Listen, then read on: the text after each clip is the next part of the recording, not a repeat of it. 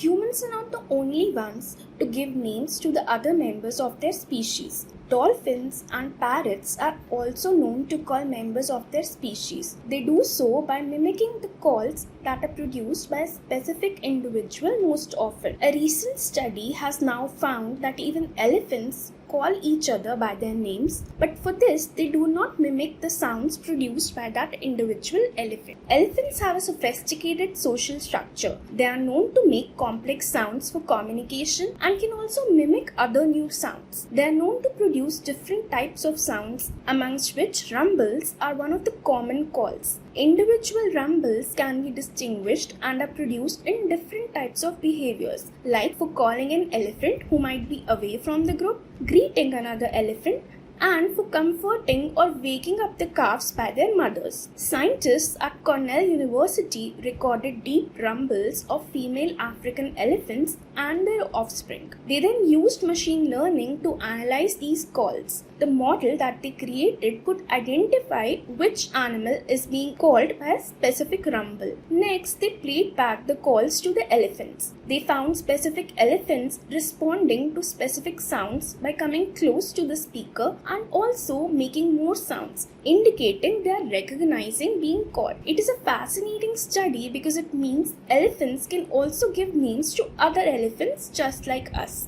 Further studies can help in understanding the evolution of language, like how we learn to make and associate sounds with objects and individuals. The studies done so far on the effects of space travel on the human body reveal loss of bone density and muscle mass, elongation of telomeres that protects the ends of chromosomes present in cells of the body which contain DNA, and adverse effects on the immune system. These biological changes have been found in astronauts who have spent a long time ranging from 6 months to a year in space. Astronauts are physically and mentally trained for years to live in space, unlike the general public who would want to travel to space as tourists. With the rise of space tourism, the need to understand its effects on human bodies of diverse age groups with diverse medical history has been realized. SpaceX's Inspiration4 flight took 4 individuals aged 29 to 51 years to space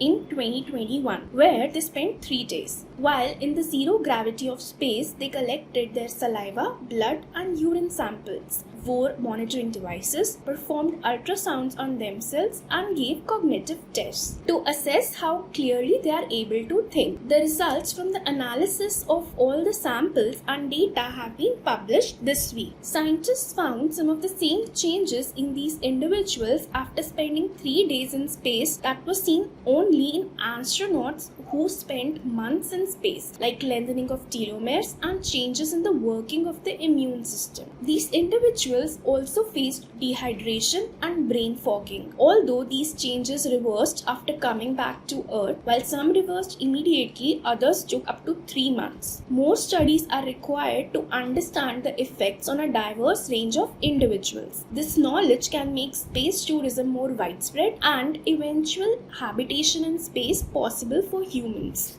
The talks about how employees need to switch from working from home to in-office working have gained momentum. Research studies that were conducted on individuals who work from home indicated a decline in performance. While many companies called employees back to working from the office full-time, some chose a hybrid mode, where employees work from the office for 2 to 3 days and from home on the other days in a week.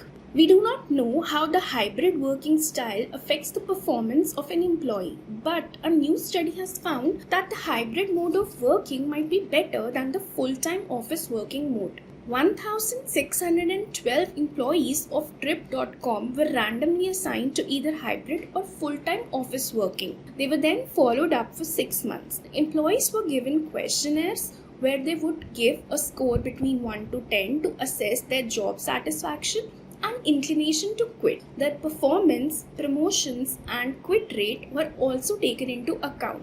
The findings suggest that employees who worked in hybrid mode were more satisfied and their quit rate decreased by 1/3. There was no effect on their performance or chances of promotion because of their work mode.